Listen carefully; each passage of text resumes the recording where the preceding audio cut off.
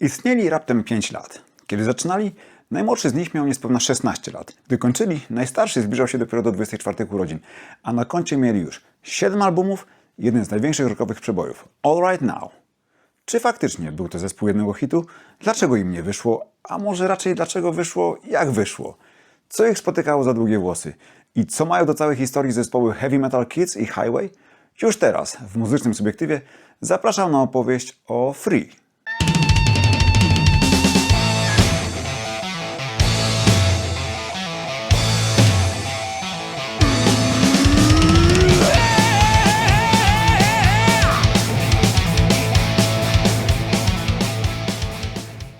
Wśród wielu wspomnień o Free przewija się często wątek niezwykle silnej więzi, swoistej chemii, jaka istniała między członkami zespołu, zwłaszcza w pierwszych latach działalności. Jeśli prześledzi się drogę, jaką muzycy przeszli, nim ich ścieżki się połączyły, można odnieść wrażenie, że ta chemia, a może rodzaj jakiegoś magnetyzmu, musiały działać już wcześniej. W końcu nie bez powodu mówi się, że ciągnie swój do swego. A pierwszym swojakiem był w tym przypadku Paul Kossoff, syn popularnego aktora o żydowskich korzeniach Davida Kossoffa. Urodzony 14 września 1950 roku w Londynie. Obdarzony dużym poczuciem humoru, bardzo inteligentny, świetny sportowiec z ciągotami do brawury, którym dawał upust skacząc do wody z wysokich klifów, zjeżdżając na nartach z najbardziej stromych stoków i jeżdżąc galopem na dorosłych koniach już w wieku 8 lat. Muzyka w domu państwa Kossoff była stale obecna, ale w sercu młodego Paula zagościła na dobre po koncercie Tommy'ego Steela, brytyjskiego rock'n'rollowca, w którym uczestniczył w wieku 8 lat, mając zresztą okazję poznać idola osobiście za kulisami. Po tym koncercie nic już nie było takie samo. Paul dostał wkrótce potem zabawkową plastikową gitarę Tommy'ego, którą męczył niemiłosiernie, aż rodzice zlitowali się i kupili mu prawdziwą gitarę klasyczną oraz załatwili lekcję gry na instrumencie. Paul uczył się pilnie i robił szybkie postępy, będąc jednak nastolatkiem zrezygnował z muzyki klasycznej na rzecz szeroko pojętej muzyki popularnej.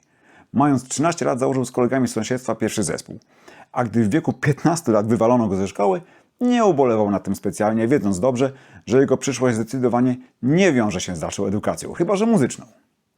Na ten okres datują się też jego pierwsze eksperymenty z narkotykami, początkowo z tabletkami pobudzającymi Purple Hearts, a potem z marihuaną. Drugim przełomowym momentem w muzycznej biografii Paula był koncert Blues Breakers Johna Mayalla w grudniu 1965 roku, na którym zobaczył w akcji ledwie kilka lat starszego Erika Claptona. Wrażenie było niesamowite.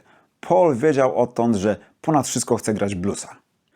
W tym okresie Wielka Brytania przeżywała tzw. blues boom. Coś, co zaczęło się bardzo skromnie od samotnej inicjatywy Alexisa Cornera, w kilka lat później objęło praktycznie całe wyspy. Corner założył w 1961 roku do spółki z Cyrillem Davisem pierwszy brytyjski zespół bluesowy z prawdziwego zdarzenia – Blues Incorporated. Był też właścicielem londyńskiego The Ealing Rhythm and Blues Club, którego stałymi bywalcami z czasem stali się m.in. Charlie Watts, Mick Jagger, Eric Burdon, Paul Jones i John Mayall. Ten ostatni, młodszy od Cornera ledwie kilka lat, przeniósł się zresztą do Londynu z Manchesteru właśnie za jego namową. I to właśnie Cornera z jego Blues Incorporated oraz Mayalla z jego Blues Breakers uznaje się za ojców chrzestnych całego ruchu, chętnie przyjmujących pod swoje skrzydła młodych adeptów bluesa, którzy często uczyli się pod ich okiem fachu, by potem ruszyć dalej w świat. Dość powiedzieć, że przez zespół Cornera przewinęli się chociażby Charlie Watts, później w The Rolling Stones, Jack Bruce i Ginger Baker, później obaj w Cream, Graham Bond czy Dick Heckstall Smith, później w Colosseum. A przez Blues Breakers oprócz Claptona jeszcze Jack Bruce, później w Cream, Peter Green, Mick Fleetwood i John McVie, wszyscy trzej później we Fleetwood Mac, Mick Taylor, później w Stonesach, czy John Heisman, później w Colosseum. Był ktoś jeszcze, ale o nim za chwilę. Młody Paul pod wpływem Claptona zaczął jeszcze bardziej poświęcać się gitarze i chłonąć muzykę bluesową.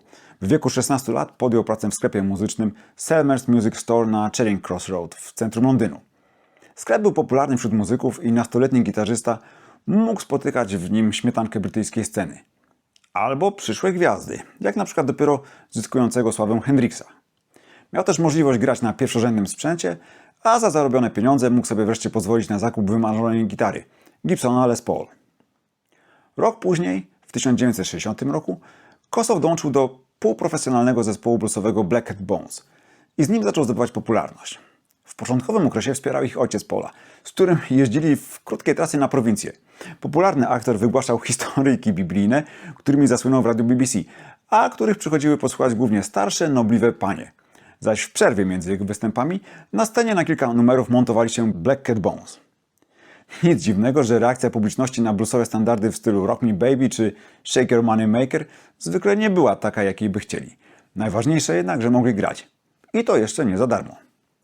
Wieści o Black Cat Bones, a zwłaszcza o piekielnie zdolnym gitarzyście, zaczęły się rozchodzić i zespół zaczął wyrabiać sobie renomę. Zaczęli supportować Ten Years After, Johna Mayalla, Jethro Tull czy Fleetwood Mac.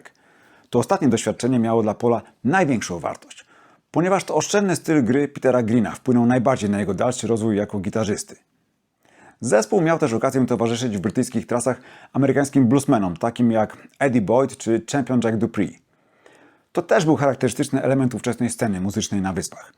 Tak naprawdę to brytyjscy muzycy zwrócili Stanom ich muzykę. Zespoły takie jak The Rolling Stones, The Animals czy The Yardbirds, najeżdżające nowy świat w ramach brytyjskiej inwazji, miały w swoim repertuarze utwory chociażby Muddy'ego Watersa, Howlin' Wolfa, B.B. Kinga, Alberta Kinga, Buddy'ego Guy'a czy Johna Lee Hookera. Głośno mówiły też o źródłach swoich inspiracji, o których wciąż podzielona segregacją rasową Ameryka zdawała się nie pamiętać. Czarni bluesmeni zaczęli być też częstymi gośćmi na Wyspach, a ich trasy stawały się dla nich przedsięwzięciem dużo bardziej lukratywnym niż koncerty we własnym kraju. Podczas jednego z takich wspólnych koncertów Black Cat Bones z Jackiem Dupree Paula Kossofa po raz pierwszy zobaczył na żywo Simon Kirke. Skąd on się w ogóle wziął w Londynie? No wprawdzie tutaj się urodził 28 lipca 1949 roku i mieszkał do 7 roku. Potem jednak z powodu kłopotów finansowych jego rodzina przeniosła się na wieś, daleko od stolicy i do naprawdę ciężkich warunków. Bez elektryczności i bieżącej wody, ze sławojką na podwórzu. Dopiero gdy miał 11 lat, sytuacja rodziny poprawiła się na tyle, że przenieśli się do domu w mieście, w którym wśród różnych wygód mieli też czarno-biały telewizor. Gdy Simon zobaczył program All That Jazz i grającego na perkusji Jacka Parnella, jego świat zmienił się na zawsze.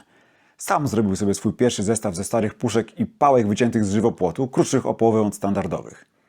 By wspierać jego pasję, przejściową jak mieli nadzieję, rodzice kupili mu na 13 urodziny pierwszy zestaw dla początkującego perkusisty. Jakiś czas potem, i mając się różnych prac dorywczych, Kirke uzbierał na zestaw z prawdziwego zdarzenia, a wkrótce potem dostał propozycję nie do odrzucenia.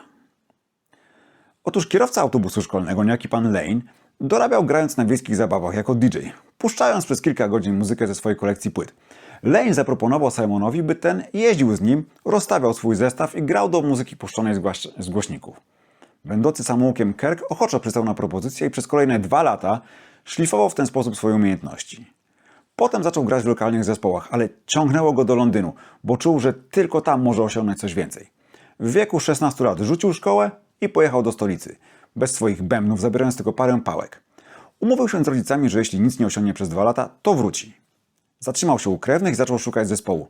Niestety bezskutecznie. Aby mieć pieniądze na życie, imał się różnych zajęć, ale czas uciekał, a żadna okazja się nie trafiła. Do momentu, gdy Simon trafił na koncert Black Cat Bones. Paul Kossoff od razu zrobił na nim wrażenie, a że desperacja pobyła człowieka do różnych dziwnych kroków, w przerwie koncertu Simon podszedł do niego i wypalił, że potrafi grać na garach lepiej niż ich obecny pauker. Paulowi, który sam miał niezły tupet, spodobała się najwyraźniej jego pewność siebie, bo rzucił, że myślał nad zmianą perkusisty i żeby Kirke przyszedł na przesłuchanie. Simon przyszedł, zagrał i dostał robotę. Połowa free już się odnalazła, brakowało jeszcze 2. Kirke dołączył do Black Cat Bones w momencie, gdy Paul Kossoff coraz poważniej myślał o założeniu własnego zespołu. Nużyło go granie tradycyjnego bluesa, marzył mu się oryginalny materiał. Kirke, który szybko się z gitarzystą zaprzyjaźnił, zachęcał go do tego, ale żeby przedsięwzięcie miało rację bytu, potrzebowali kogoś sensownego za mikrofonem. Tym kimś okazał się Paul Rodgers, urodzony 17 grudnia 1949 roku przybysz z odległego Middlesbrough, położonego na północno-wschodnim wybrzeżu Wielkiej Brytanii. 4. z 7 pociech państwa Rodgers muzyką nasiąkał od dziecka, zwłaszcza dzięki starszym siostrom, które lubiły Elvisa Presleya i Cliffa Richarda. W wieku 12 lat na urodziny dostał od rodziców gitarę akustyczną i opanował podstawy gry na instrumencie. Wkrótce potem w szkole średniej natknął się na Mickiego Moody'ego, który najbardziej znany jest później z Whitesnake, i z nim założył pierwszy zespół, który z czasem zmienił się w The Roadrunners. Rodgers początkowo grał na basie i do mikrofonu zbliżał się okazjonalnie, ale z czasem przejął pozycję wokalisty. Jego głównymi inspiracjami poza bluesmanami byli Wilson Pickett i Otis Redding, stąd jego niegasnące zamiłowanie do soulu. The Roadrunners postanowili, podobnie jak Simon Kirke, że przyszłość czeka na nich w Londynie. Przenieśli się więc do stolicy, zmienili nazwę na The Wildflowers, ciuchy ze stylu mocno hipisowskie i zaczęli klepać biedę. Koncertów grali niewiele, trudno się było z tego utrzymać. W sytuacji, gdy w brzuchu wciąż burczy, łatwo napiętą atmosferę. Niewygód na drodze do sławy pierwszy nie wytrzymał perkusista i, mimo że znaleziono zastępstwo, wszystko zaczęło się powoli walić.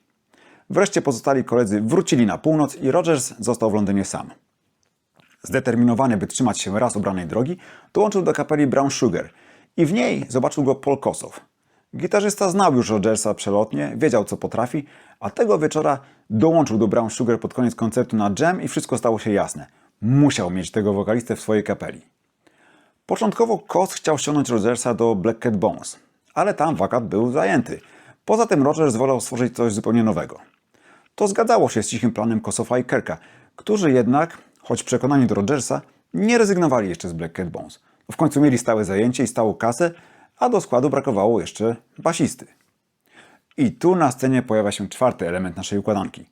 Andy Fraser. Był z nich wszystkich najmłodszy. Urodził się 3 lipca 1952 roku. Jego tata pochodził z Gujany, wówczas jeszcze Gujany Brytyjskiej, i był mulatem. Jego ojciec, czyli dziadek Andy'ego, był potomkiem szkockich plantatorów. Jego mama, a babcia Andy'ego, czarną niewolnicą pracującą na ich plantacji. Tata Frasera przyjechał na wyspy i ożenił się z Angielką. Stąd egzotyczne rysy w wyglądzie Andy'ego. Basista od dziecka miał bardzo silną osobowość. W wieku 5 lat zażądał pianina i otrzymał je, wraz z umową, że zacznie brać lekcje gry na instrumencie. Fraser nie miał nic przeciwko i pobierał te nauki przez kolejnych 6 lat, zdobywając w tym okresie wiele cennych nagród przyznanych przez Royal Academy of Music. Można zatem bez przesady nazywać go cudownym dzieckiem. W szkole średniej zainteresował się muzyką popularną, a pianino zamienił na gitarę. Ponieważ jednak gitarzystów było wielu, przeskoczył na 4 struny, stając się szybko bardzo sprawnym i pożądanym basistą. Już w wieku 13 lat grał z różnymi zespołami w klubach londyńskiego East Endu, mając wjazd tam, gdzie normalnie niepełnoletni chłopak nigdy by się nie dostał. W 1967 roku 15-letniego Frasera wywalono ze szkoły średniej za zbyt długie włosy. Zmienił placówkę na Hammersmith Art College i tam poznał Sappho Corner, córkę Alexisa Cornera, z którą zaczął się spotykać. Oczywiście poznał też jej ojca i panowie szybko się zaprzyjaźnili. I te koneksje miały wielki wpływ na Free, a zaczęło się od tego, że Corner polecił Andy'ego samemu Johnowi Mayallowi. I tak 15-latek dołączył do legendarnych Blues Breakers. Na krótko wprawdzie, bo po kilku miesiącach Mayall wymienił sekcję, ale to wystarczyło, by Andy nie tylko dał się poznać jako świetny muzyk i wyrobił sobie trochę znajomości, ale też żeby poznać blaski i cienie życia w trasie, przede wszystkim jednak tajniki prowadzenia zespołu, również od strony finansowej i organizacyjnej. Gdy Mayall dokonał roszad w składzie, Andy znalazł się chwilowo bez zespołu, ale znowu z pomocą przyszedł mu Corner. Akurat w tym czasie Mike Vernon, producent muzyczny, właściciel wytwórni Blue Horizon i klubu muzycznego, przez swoje kontakty w londyńskim świadku muzycznym wiedział, że Kossoff, Kirke i Rogers mają wspólne plany i szukają basisty. Zapytał Alexisa, czy nie zna kogoś sensownego, a ten oczywiście polecił Frasera.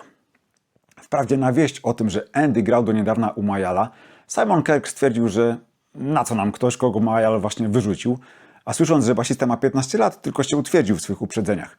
Szybko jednak zmienił zdanie, gdy usłyszał go w akcji. Co do dołączenia Frasera, wersje się różnią. Zdaniem Rogersa skontaktowali się z nim przez ogłoszenie z salki prób. Z kolei Fraser twierdzi, że Kossoff dostał namiary na niego od Mike'a Vernona, przyjechał do niego do chaty, razem trochę pograli i wtedy gitarzysta zdecydował, że przedstawi basistę reszcie kapeli. Jakby nie było, Fraser zgodził się i w ten sposób narodziło się Free. A w zasadzie narodził się zespół bez nazwy, bo ten trzeba było jeszcze wymyślić. A wpierw to trzeba się było w ogóle spotkać.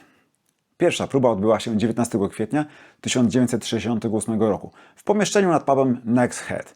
Chłopaki rozłożyli sprzęt i magia zadziała się niemal od razu. Jak wspomina Rogers, kiedy zaczynaliśmy, byliśmy 4 indywidualistami. Kiedy skończyliśmy, byliśmy już zespołem.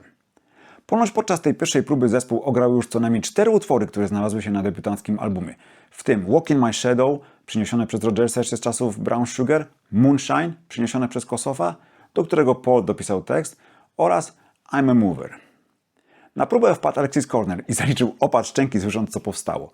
Od razu zaproponował im rolę supportu na swoich koncertach. Po próbie doszło do ustaleń organizacyjnych. Andy Fraser stwierdził, że on będzie liderem, a pozostali zgodzili się, podziwiając jego pewność siebie. Pozostawała kwestia nazwy. I tutaj Cornell wspomniał, że miał wcześniej zespół o nazwie Free at Last. Chłopaki chwilę pobawili się tym pomysłem i ostatecznie skrócili nazwę do Free. Nowy skład zaczął intensywnie koncertować.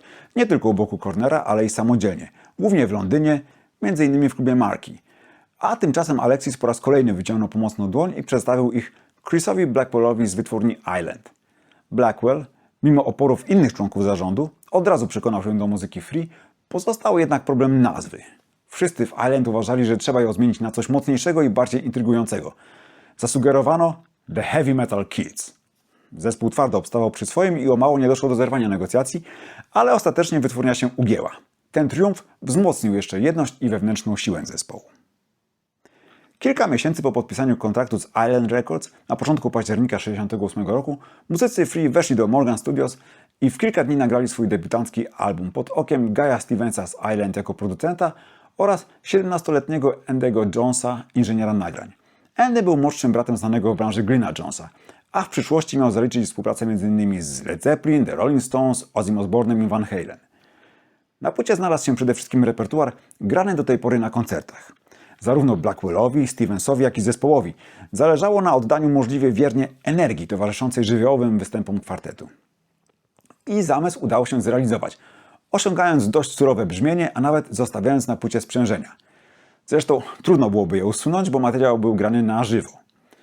Płyta zatytułowana Tons of Sobs jest zdecydowanie najostrzejszym, najcięższym i zarazem najbardziej bluesowym, czy może raczej blues-rockowym dziełem Free. Czystego bluesa w niej niewiele, głównie w standardzie Howlin' Wolfa Going Down Slow. Przeważa materiał oryginalnie, silnie bluesem nasycony, jak w dynamicznych Worry i Walk in My Shadow, czy w posępnym Moonshine, z klimatem rodem z powieści gotyckiej. Z kolei w kapitalnie bujających I'm a Mover i Sweet Tooth dryfowali bardziej w stronę grania hard rockowego. Na płycie mieliśmy też jeden utwór akustyczny, Over the Green Hills, rozbity przez Andy'ego Jonesa na dwie miniaturki pełniące rolę spajającej całość klamry. No i był jeszcze The Hunter. Utwór wprawdzie nie ich, tylko Alberta Kinga, ale w ich aranżacji nabierający nowego wyrazu. Agresywny, kipiący energią. Był to ulubiony numer publiczności, pierwotnie nie przewidziany na płytę. Chłopaki planowali umieścić na krążku inny numer, Visions of Hell, o dość eksperymentalnym charakterze, ale Guy Stevens przekonał zespół, żeby postawić na przebojowego pewniaka. Zmiana decyzji spowodowała opóźnienie w wydaniu płyty, ponieważ Huntera trzeba było nagrać na osobnej sesji, dopiero w grudniu. Więc ostatecznie płyta ukazała się w marcu 1969 roku. Za jej nieco surrealistyczną okładkę i tytuł Tons of Sobs również odpowiadał Guy Stevens. O znaczenie tej frazy musiał dopytywać nawet sam zespół. Okazuje się, że sob, które w słowniku oznacza szloch, płacz, więc na upartego moglibyśmy tłumaczyć tytuł mnóstwo łez czy mnóstwo płaczu. W slangu oznacza funta, więc całość znaczyła mnóstwo szmalu. Poza dwoma coverami na płycie znalazły się 4 piosenki autorstwa Rogersa, 2 skomponowane przez niego do spółki z Fraserem i 1 z Kossoffem. Wykonawczo płyta to przede wszystkim popis gitarzysty. Na pierwszym albumie Free Koss miał do powiedzenia zdecydowanie najwięcej. I od razu słychać było, że mimo młodego wieku wypracował już swój charakterystyczny, łatwo rozpoznawalny, emocjonalny styl, którego podstawą była oszczędna gra, niesamowite vibrato i długie trzymanie dźwięku. Ale Tons of Sobs to również dowód, że we Free nie było lepszych i gorszych. Paul Rodgers od pierwszych chwil czaruje nas swoim pięknym, głębokim głosem. Gdzie trzeba czystym, gdzie trzeba chrapliwym i takim zadziornym. Oraz wspaniałą interpretacją, zwłaszcza w przejmującym Moonshine. Całości dopełnia świetnie zgrana sekcja. Oszczędna, za to potężna transowa perkusja Simona Kirka i mięsisty bas Andy'ego Frasera. To kapitalnie bujający, to dostojnie kroczący. Od pierwszych sekund słychać, że zespół ma swoje brzmienie, swoją osobowość i nie sposób pomylić go z innym. Recenzje były przychylne lub wręcz entuzjastyczne. Jednak na listach przebojów krążek niczego nie zwojował. Zaraz po nagraniu debiutu zespół ruszył w głąb Anglii Fordem Transitem z dodatkowym członkiem zespołu, Rodim Grahamem White'em na pokładzie. Występowali prawie bez przerwy, wyrabiając sobie renomę poważnej atrakcji koncertowej. Zjeździli kraj, wzdłuż i wszerz, a jeśli gdzieś zapraszano ich ponownie, a w większości miejsc tak było, z każdym kolejnym występem winowali nieco stawki. Nad finansami i organizowaniem sporej części koncertów czuwał 16-letni Andy Fraser i świetnie sobie z tym radził. A jeśli trafiali na nieuczciwych promotorów, w sukurs przychodził mu Graham White albo Paul Rodgers. Andy Fraser nazywa Paula naszym przyczółkiem agresywności. Gdy trzeba było grać twardych, cały zespół stawał za wokalistą, który robił wściekłą minę i rzucał mięsem tak, że ucinał wszelką dyskusję.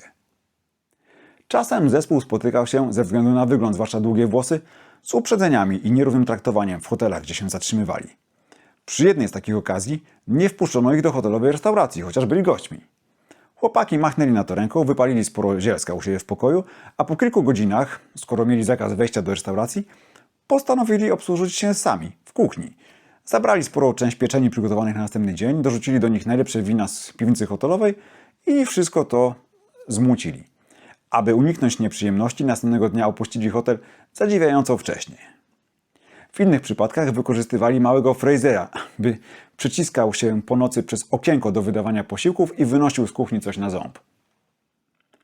Mając większość wieczorów zajęte koncertami, coraz częściej wyprzedanymi i ekstatycznie przyjmowanymi przez publiczność, muzycy spędzali dużo godzin w ciągu dnia na zadania organizacyjne, to głównie Fraser, oraz komponowanie nowych utworów, to głównie Fraser i Rodgers. Mówi się często, że ten duet kompozytorski zepchnął szybko Kossofa na boczny tor. Poza sceną oczywiście, na której wciąż błyszczał najjaśniej. To prawda, przy czym musimy pamiętać, że on sam nie robił za dużo, by było inaczej. Był świetnym solistą, ale kompozytorem przeciętnym i wcale nie rwał się do prób twórczych. Nic dziwnego, że Rodgers i Fraser wzięli na siebie ciężar komponowania, zwłaszcza, że przychodziło im to z łatwością. Tym większą, że Paul mieszkał przez dłuższy czas z Andym i jego mamą. To oni byli również odpowiedzialni za wprowadzanie do aranżacji instrumentów klawiszowych, na których grał Andy. Z drugiej strony w tym przejęciu kontroli nad utworami obaj kompozytorzy posuwali się ciut za daleko. Chcieli, by Kossoff odgrywał wszystko dokładnie tak, jak to sobie wymyślili, nie zostawiając mu pola do wkładu własnego. Dochodziło do tego, że Fraser potrafił pokazywać mu ułożenie palców na gryfie i uczyć dźwięku po dźwięku tego, co gitarzysta miał zagrać. Koss czuł się wtedy znieważony i traktowany po macoszemu. Ponieważ w studiu wciąż nagrywali na setkę, za każdym razem, gdy ktoś się wyłożył, trzeba było całość powtarzać. Niestety najczęściej wykładał się Koss na gitarze rytmicznej. Wyglądało na to, że sztywne trzymanie się struktury utworów było dla niego prawdziwą torturą i czymś, co przychodziło mu z trudem. Jego natura wyrywała się ku zupełnie innemu sposobowi gry, spontanicznemu, emocjonalnemu, nawet jeśli niedoskonałemu technicznie. Nie pomagał też fakt, że Koss był w zespole najczęstszym obiektem żartów reszty kolegów, zwłaszcza Frasera i Rodgersa. Frustracje w studiu doprowadziły do balansowania na krawędzi rozpadu, jak wspominają osoby z otoczenia zespołu. Ostatecznie kryzys zażegnano i wrócono do prac nad drugim albumem, ale na wcześniejszej jedności pojawiły się rysy i pęknięcia. Kossoff zacisnął zęby, ale wiadomo, że po cichu ubiegał się o przyjęcie do Jazz Total po odejściu Micka Abramsa i do Rolling Stonesów na miejsce po Brianie Jonesie. W przerwie od prac studyjnych Free polecieli latem 1969 roku po raz pierwszy do Stanów Zjednoczonych. W 7-tygodniową trasę jako support Blind Faith, supergrupy z Rickiem Claptonem, Gingerem Bakerem i Steve'em Winwoodem. W przerwach między koncertami z gwiazdą dawali małe koncerty klubowe. Inauguracyjny koncert w Madison Square Garden w Nowym Jorku okazał się porażką. Zresztą nie tylko dla nich, bo drugi support, Delaney and Bonnie, też wybuczano i wygwizdano, domagając się gwiazdy wieczoru. Free w ogóle się na scenie nie słyszeli. Zeszli z niej, zdołowani i wkurzeni. Koss rzucił nawet gitarą, rozwalając gryf. Dalsze koncerty wyglądały lepiej, zwłaszcza, że mogli zaprezentować się przed wielkimi tłumami, ale generalnie udział w tej trasie nie był najlepszym pomysłem. Demotywujące było zwłaszcza oglądanie rozpadającego się Blind Faith oraz gwiazdorskich odpałów jego członków, przede wszystkim Gingera Bakera. Dla zespołu, który przeżywał swoje własne kryzysy, taki przykład z góry był zupełnie zbędny. Po powrocie do kraju Free zdążyli jeszcze zagrać na pierwszym festiwalu Isle of Wight, gdzie mimo krótkiego występu, zaledwie 25 minut, pokazali się z jak najlepszej strony, zyskując rzeszę nowych fanów i dobrą prasę. W październiku Island wypuściło na rynek ich drugi album, zatytułowany po prostu Free, z okładką przedstawiającą nagą kobietę w rozkroku widzianą od dołu. Projekt wykonano jednak gustownie. Kontur modelki wypełniało bowiem gwiaździste niebo, co wystarczyło, by całość nie raziła i nie budziła kontrowersji. Co więcej, według Chrisa Blackwella wyraźnie podniosła sprzedaż krążka. Sama muzyka na płycie stanowiła świadectwo rozwoju zespołu, a jednocześnie skierowania się bardziej w stronę soulu, aczkolwiek wciąż z bluesem jako wspólnym mianownikiem większości utworów. W porównaniu z debiutem album na pewno zwracał uwagę lepszym brzmieniem, bardziej przemyślanymi kompozycjami, ale też łagodniejszym charakterem. Na próżno szukać na nim takich dynamitów jak Hunter. Mamy za to piękne ballady. sennie rozmarzony niczym słoneczny letni dzień Lying in the Sunshine i równie uroczy Mouthful of Grass, jedyny w historii Free utwór instrumentalny, choć wzbogacony o piękne wokalizy. A także przejmujący, zawodzący Morning Said Morning z partią fletu w wykonaniu Chrisa Wooda z Traffic. W podobnie smutnym klimacie utrzymany był subtelny, ciągnący się powoli Free Me, zaaranżowana na nowo pozostałość z sesji do Tons of Sobs. Mocniejsze utwory również utrzymane są w średnich tempach. Wyróżniają się wśród nich zwłaszcza bujający I'll Be Creepin', nieco pokombinowany rytmicznie Songs of Yesterday i hipnotyzujący Woman, jeden z koncertowych faworytów. Całość, jak dla mnie przynajmniej, wypada bardzo dobrze. Osobiście uwielbiam to spokojniejsze, nieco smutne i zamyślone oblicze Free. Publiczność na Wyspach najwyraźniej również je doceniła, a może po prostu zespół był już lepiej rozpoznawalny, bo album dotarł do 22 miejsca w Wielkiej Brytanii. Zaraz po wydaniu płyty Free znowu wsiedli do tranzyta i ruszyli koncertować po całym kraju. Życie w trasie nadawało sens ich egzystencji. Wolali to dużo bardziej od siedzenia w studiu czy martwienia się o listy przebojów. I w trasie znowu stawali się jednością, znowu trzymali się razem i mieli jeden wspólny cel – jak najlepiej wypaść na żywo. A jeśli nie wypadali, analizowali przyczyny słabszego występu, czasem aż do kłótni i skakania sobie do gardeł. W końcu wciąż byli nastolatkami, nabuzowanymi adrenaliną i hormonami. Potężne ilości zioła, zwłaszcza haszyszu, które palili, łagodziły napięcia, ale nie mogły stłumić silnych osobowości. Na szczęście animozje szły w odstawkę, gdy trzeba było wyjść na scenę, a rosnące rzesze fanów dostawały od Free najczęściej najwyższą jakość. W tym względzie relacje współczesnych pokrywają się. Wszyscy zgodnie twierdzą, że na żywo Free byli jednym organizmem, świetnie zgranym, dynamicznym, widowiskowym. Kiedy tylko mieli na to czas, zajmowali się komponowaniem nowego materiału, który zaraz po napisaniu testowali na koncertach. Dzięki temu przed wejściem do studia piosenki były już gotowe, zaaranżowane i ograne. W ten sposób powstał m.in. ich najsłynniejszy numer All Right Now. Co do jego genezy sami muzycy podają sprzeczne wersje. Simon Kirk i Andy Fraser wspominają, że pomysł narodził się po spartaczonym występie, gdy wrócili do garderoby w minorowych nastrojach. Andy zaczął grać dla poprawienia morale na gitarze akustycznej linię melodyczną i wkrótce wszyscy się przyłączyli, nucąc All Right Now. Zdaniem Rogersa to bzdura, bo nie przypomina sobie, żeby kiedykolwiek zagrali zły koncert. Według niego szukali w tym okresie numeru, który pełniłby podobną rolę co The Hunter. Byłby niewymyślnym, dynamicznym utworem, przy którym ludzie mogliby poskakać, a najlepiej również wspólnie pośpiewać. Najlepiej z prostym refrenem, jak na przykład All Right Now. Zespół zaczął kombinować z tym pomysłem, Andy wpadł na ten niezapomniany riff, Paul dopisał słowa i tak powstał ich największy hit. Podobno bez większego wysiłku. Magia raz jeszcze. Sesje do trzeciego albumu trwały między styczniem a marcem 1970 roku. Zespół wchodził do studia, gdy tylko pozwalał mu terminarz koncertowy. Wszyscy nad nim pracujący byli podekscytowani, czując, że będzie to najmocniejsza jak dotąd pozycja w ich katalogu. Numery były pierwszorzędne. Spółka autorska Rogers i Fraser wspięła się na wyżyny. Nawet Kosow obudził się i przyniósł jeden numer, Oh I Wept. Problemem była decyzja zespołu, aby tym razem sami zajęli się produkcją.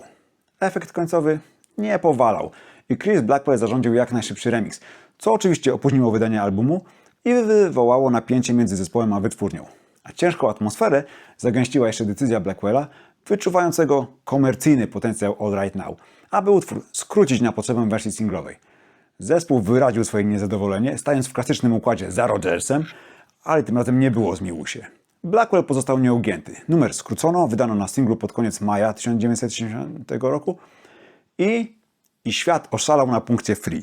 Singiel stał się przebojem praktycznie z dnia na dzień. Stacje radiowe, prasa, oczywiście słuchacze, wszyscy błyskawicznie podchwycili piosenkę. W przeciągu miesiąca sprzedano 1 000 000 kopii All Right Now i Island Records musiała się nieźle napocić, żeby nasycić głodny rynek. Ostatecznie singiel dotarł do 2. miejsca na liście przebojów w Wielkiej Brytanii i do 4. w Stanach. Do roku 2006 naliczono ponad 3 miliony odtworzeń piosenki na falach radiowych w samych Stanach, a to było prawie 20 lat temu. Oczywiście sukces singla pociągnął też sprzedaż wydanego miesiąc później albumu Fire and Water, dotarło do 2. miejsca na Wyspach i do 17. na liście Billboardu. Co na nim znajdziemy? Przede wszystkim 2 rewelacje wagi ciężkiej. Utwór tytułowy z kapitalną partią Paula Kossofa oraz długi, wzbogacony o genialną solówkę Andy'ego Frasera na basie Mr. Big. Oba brzmiące potężnie dzięki perkusji Simona Kirka i oba umiejętnie mieszające blues i soul z hard rockiem. I to jest to miejsce, w którym muszę podkreślić swoje uwielbienie dla Andy'ego Frasera. Dla mnie brzmienie jego basu jest najlepszym, jakie słyszałem. Jest dla mnie niedoścignionym ideałem. Facet był geniuszem kompozytorskim, to raz, ale to jak on brzmi, to druga sprawa. No, a samo solo Mr. Big to jest majstersztyk. Nic zatem dziwnego, moim zdaniem, że tytuł piosenki zainspirował kilkanaście lat później pewną amerykańską kapelę do nazwania się tak samo.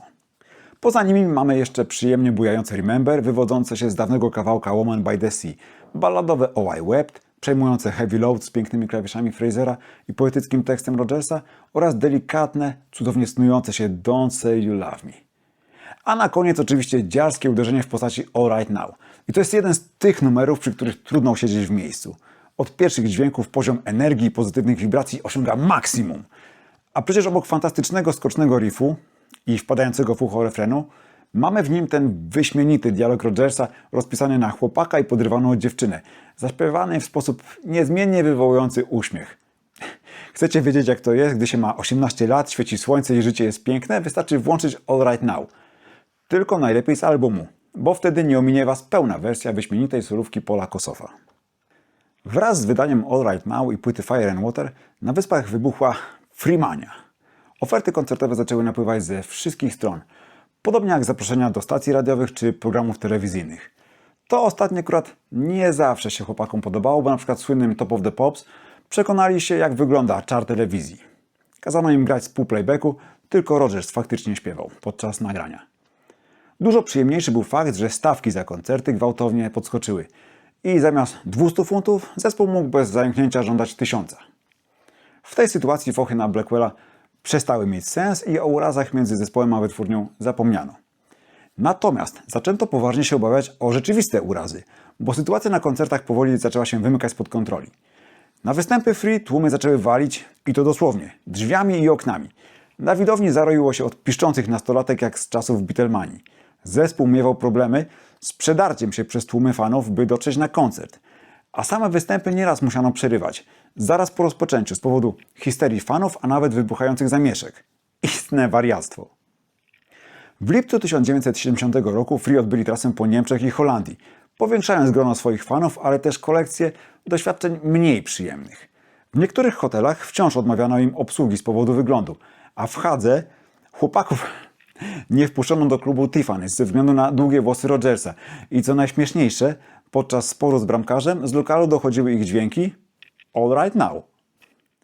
Pod koniec sierpnia Free zagrali w doborowym towarzystwie na festiwalu Isle of Wight. Tym razem mogli zaprezentować normalny 45-minutowy set i dobrze wykorzystali ten czas, dając jak zawsze show na najwyższym poziomie. Mimo to do szczęścia ciut brakowało. Według pierwotnych planów mieli zagrać w sobotni wieczór, a więc w wymarzonym czasie.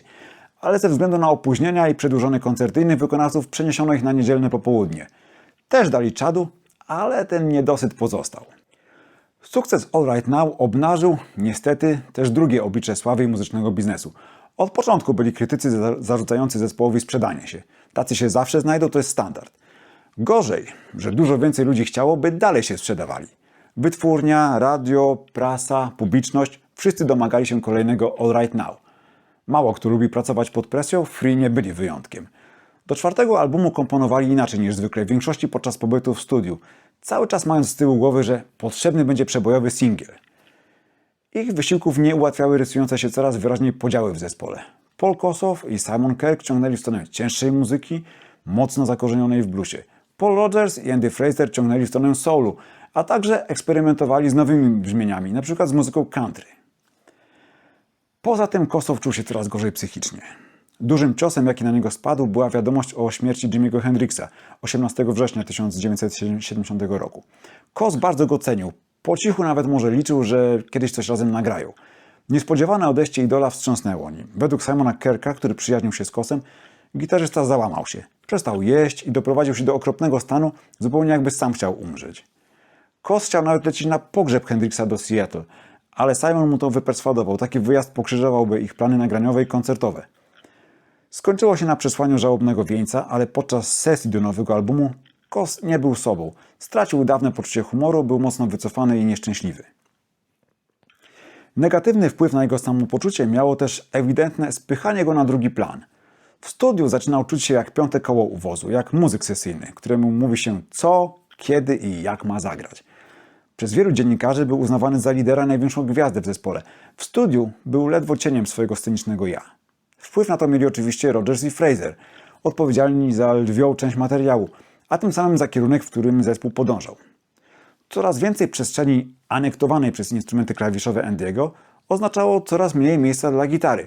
Teoretycznie klawisze pełniące funkcję rytmiczną zwalniały Kossowa z niezbyt lubianej funkcji, dawały na powód więcej swobody w wypełnianiu piosenek gitarowymi ozdobnikami. Praktycznie oznaczały, że Koss grał mniej niż wcześniej. A gdy jeszcze Fraser czy Rodgers chwytali za gitarę akustyczną lub rytmiczną, to Paul coraz częściej zastanawiał się nad swoją przyszłością w zespole. Zwłaszcza, że na przykład Fraser potrafił odmówić z początku pracy nad kawałkiem The Stealer, bo to był pomysł Kossowa, a Andy chciał robić tylko swoje piosenki. Niezbyt motywujące. Niestety, ten niegdyś przebojowy chłopak, śmiały, nawet bezczelny, dobrze wiedzący czego chce i jak to dostać, dla dobra zespołu rezygnował ze swojego ego, podczas gdy ego innych wciąż rosło. Dzisiaj pewnie byśmy powiedzieli, że nie był asertywny. Jakby tego nie nazwać, zdawał się tkwić w potrzasku. Nie widział siebie poza Free, ale też widział coraz mniej siebie we Free. Wbrew temu, co można by sądzić, album Highway, który powstał w tym okresie, nie jest słabą płytą. Wiem, że jest tak określany przez wielu recenzentów, jednak ja będę go bronił. Zresztą jak wszystkich dokonań Free. To prawda, że dla fanów ciężkich brzmień musi być rozczarowaniem, ale też nie przesadzajmy, to nigdy nie był zespół hard rockowy. A przecież znajdziemy tu wyborny, klimatyczny The Stealer, czy bardziej pogodne, kołyszące Ride on a Pony. Mamy tutaj 3 wspaniałe ballady, jedne z najpiękniejszych, jakie stworzyli. Be My Friend, chętnie wykonywane na koncertach, Love You So, której współautorem był Simon Kirke, oraz przejmujące Soon I Will Be Gone. Urocze, zbliżające się do Country Body, spokojnie płynące Sunny Day, żywsze The Highway Song, to wszystko były przyjemne utwory. Zresztą nad całą płytą wciąż unosił się duch Free. Tego, czego na pewno zabrakło, przynajmniej w odczuciu mediów, to godny następca All Right Now. Na singiel wybrano The Stealer, który zgarnął pozytywne recenzje, podobał się publiczności na koncertach, a jednak przebojem się nie stał. Na liście brytyjskiej w zasadzie przepadł. W Stanach dotarł do 49 miejsca. Chris Blackwell zaproponował zamiast niego Ride on a Pony, ale szczerze mówiąc, nie wiem, czy coś by to zmieniło. Żaden z tych numerów nie miał sobie potencjału All Right Now i każdy, kto czekał na powtórkę z rozrywki, musiał się rozczarować. I to jest chyba dobry moment, żeby powiedzieć o tym nieporozumieniu wokół zespołu i All Right Now.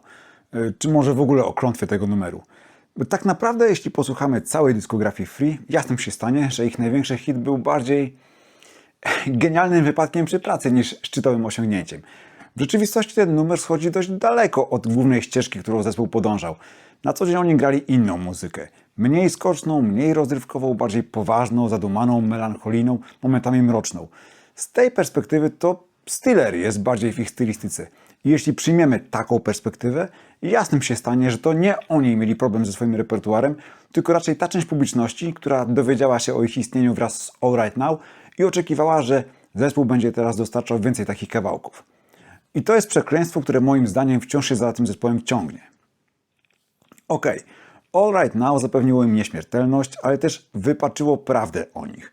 Przeciętny słuchacz kojarzy ten jeden numer i nic więcej, bo media nic innego nie grają, a gdy ktoś taki sięgnie po coś więcej, to bardzo często dochodzi do wniosku, że to jakieś smuty, to nie to co All Right Now i macha na nich ręką. Dlatego bardzo zachęcam tych, którzy Free w zasadzie nie znają. Dajcie im szansę, zapomnijcie na chwilę o All Right Now, a posłuchajcie całej reszty, a wtedy jest szansa, że przemówi do Was urok ich muzyki. Ale to są oczywiście moje pobożne życzenia, a prawda była taka, że album Highway z punktu widzenia wytwórni był wtopą. W Wielkiej Brytanii dotarł do 41 miejsca, w USA do 190. Zespół odczuł ten spadek w notowaniach równie boleśnie. Zwłaszcza, że uważali nowy materiał za tak samo dobry, co na wcześniejszych płytach. Andy Jones, ponownie pracujący z Free przy tym albumie, obarcza w dużym stopniu winą za porażkę projekt okładki. Blady, nijaki, ale przede wszystkim na którym zabrakło wyraźnie widocznej nazwy zespołu. Mamy tylko tytuł płyty, w związku z czym Jones natrafił w jakimś piśmie na recenzję cudownej płyty zespołu Highway, uderzająco podobnego do Free. Longplay wydano w grudniu 1970 roku, a już w styczniu następnego roku Free pojechali w bardzo udaną trasę przez całe Stany. Zbierali świetne recenzje, publiczność ich uwielbiała, mieli świat u swoich stóp.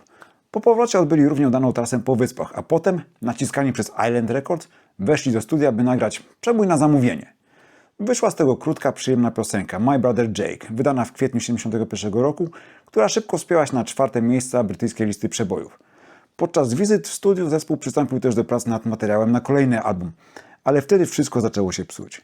Kilka lat nieustannego koncertowania, nagrywania i przebywania w swoim towarzystwie zaczęło odbijać się negatywnie na relacjach wewnątrz zespołu.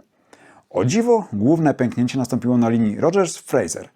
Dawna spółka autorska rozpadła się, teraz każdy przynosił gotowe numery i nie chciał słyszeć o zmianach w aranżacjach.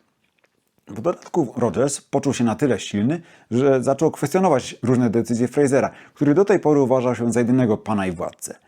Kirk i Kossoff byli zagubieni między młotem i kowadłem, oni po prostu chcieli grać. Miejsce kłótni powoli zajęła w studiu cisza. Muzycy przestali ze sobą rozmawiać.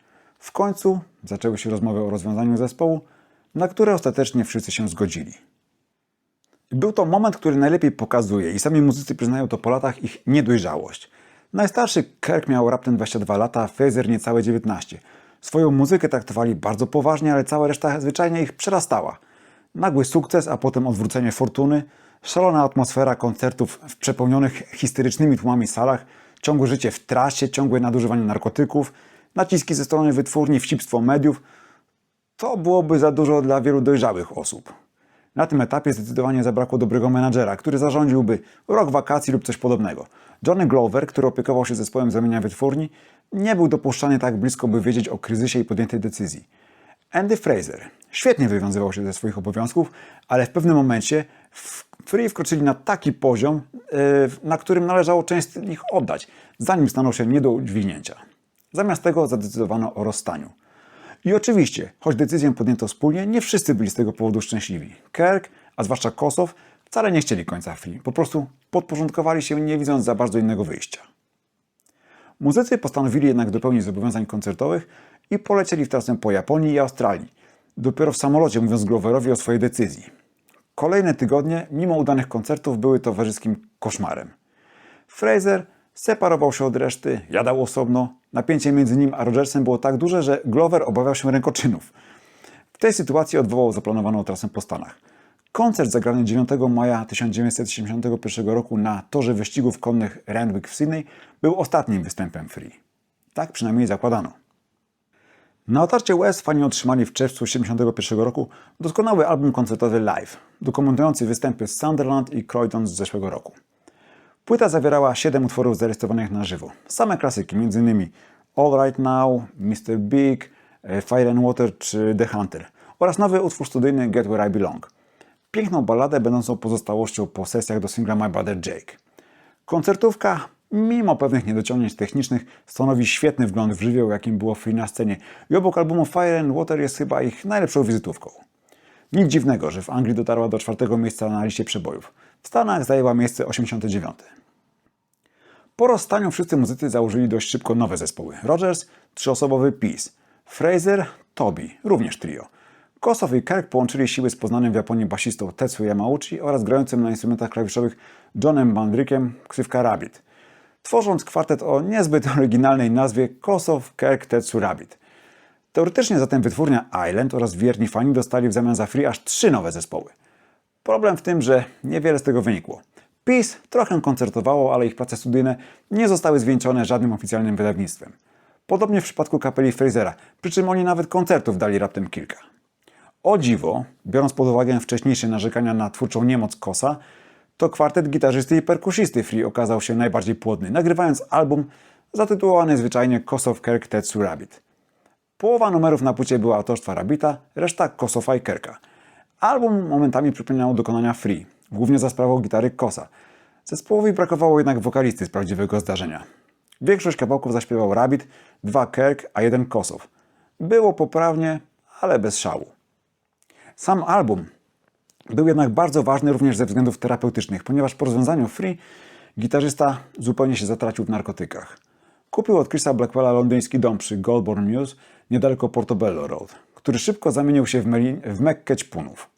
Gitarzysta był totalnie załamany rozpadem zespołu, który traktował jak najbliższą rodzinę, a że z prawdziwą rodziną nie utrzymywał specjalnie kontaktu, pozostał w zasadzie sam ze swoimi problemami w pustym domu. W czasach Free wszyscy członkowie zespołu palili dużo trawy i haszu, ale teraz Koss zaczął na potęgę łykać pigułki, zwłaszcza Mandrax. Mandrax to był taki środek uspokajający oparty na metakwalonie i na początku lat 70. wciąż był legalnie dostępny, ponieważ nie znano jeszcze dobrze jego uzależniającego niszczycielskiego działania. Koss potrafił łykać dziennie po 20 tabletek.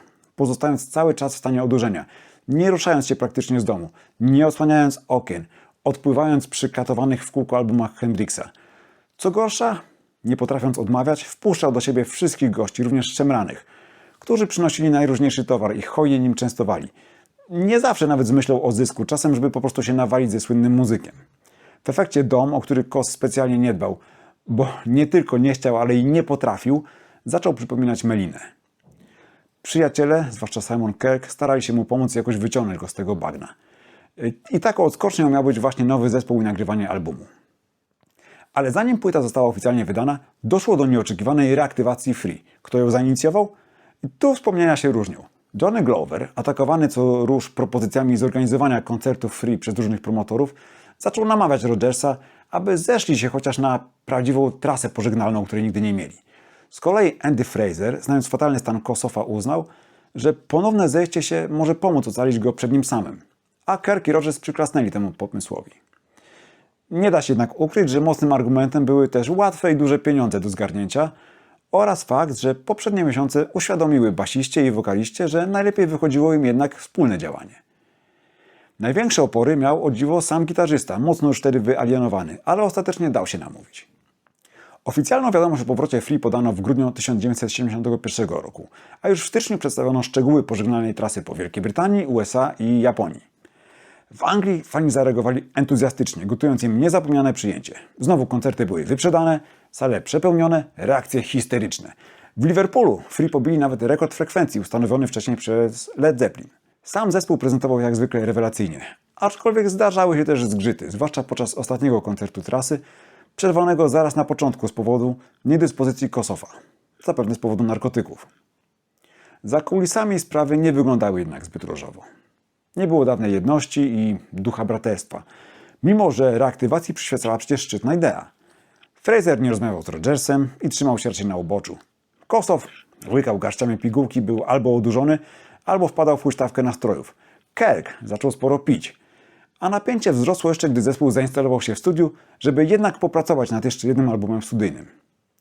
Jako autorów podano wszystkich członków zespołu, ale to była czysta kurtuazja. Wiadomo było, że numery dostarczyli Fraser i Rogers.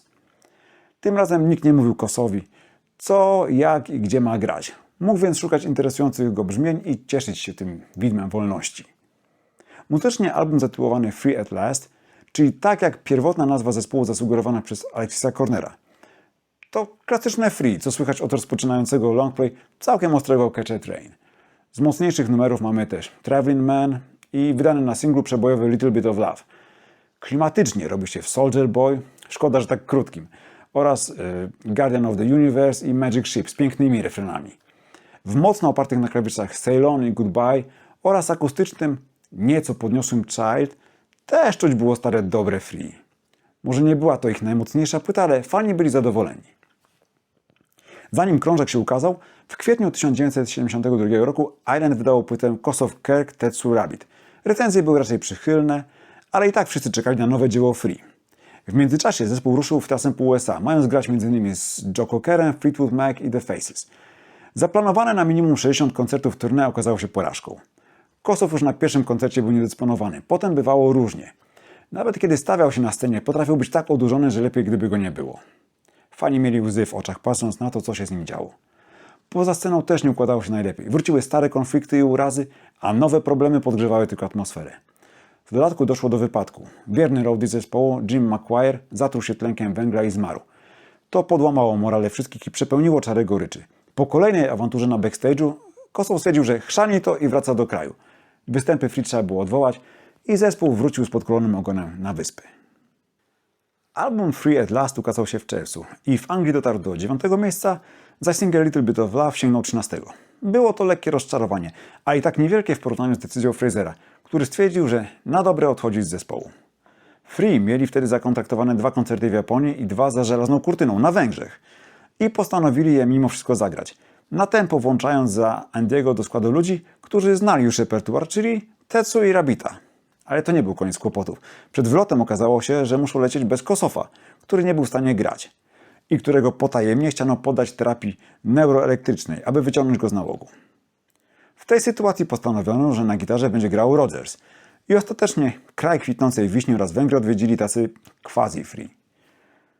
Po wypełnieniu zobowiązań okazało się, że zespół będzie kontynuował działalność w tym składzie, co jedni fani przyjęli z entuzjazmem, zadowoleni, że przygoda z Free będzie trwała dalej. Inni, w tym sam Chris Blackwell z Island Records, uważali, że prawdziwe Free możliwe jest tylko w oryginalnym składzie.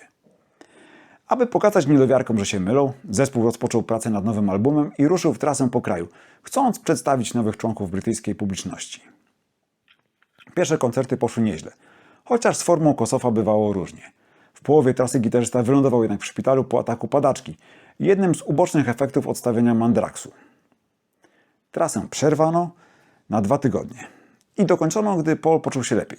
Ostatni koncert zagrano 20 października w Newcastle i jak się potem okazało, był to ostatni koncert Free w ojczyźnie. Zaraz potem Free zamknęli się w studiu, by dokończyć nagrywania 7. longplaya. Za kompozycję odpowiadali Rodgers i Rabbitt. Numery były już częściowo grane na koncertach, więc prace posuwały się sprawnie. O ile Rodgers i Rabbitt nie kłócili się, bo teraz to między nimi zaczynało coraz częściej iskrzyć. Poza tym problemem było nagrywanie gitar. Kiedy Koss był w stanie grać, taśma rejestrowała przebłyski geniuszu. Dużo częściej niestety Paul nie wnosił do sesji nic albo w ogóle nie pojawiał się w studiu. W tej sytuacji zespół skorzystał ze wsparcia kolegi Rabbitta, gitarzysty Snuffy'ego Waldena, wiele lat później odpowiedzialnego za muzykę do serialu Cudowne lata. Ostatecznie na płycie zarejestrowane są ścieżki obu gitarzystów, a w nagraniach zespół wspomagali jeszcze inni muzycy. Kiedy wszystko już było w zasadzie gotowe, Chris Blackwell stwierdził, nie bez racji, że efekt końcowy brzmi kiepsko i ściągnął Andy'ego Jonesa, teraz już bardzo znanego i wziętego producenta i inżyniera. Jones miał tylko 3 dni przed rozpoczęciem sesji ze Stonesami na Jamajce, ale pomógł, osiągając naprawdę imponujące brzmienie. Co ciekawe, podczas tego ratowania wyrzucił ze studia cały zespół i pracował w samotności, postawiwszy im ultimatum, że nikt ma mu się nie wtrącać.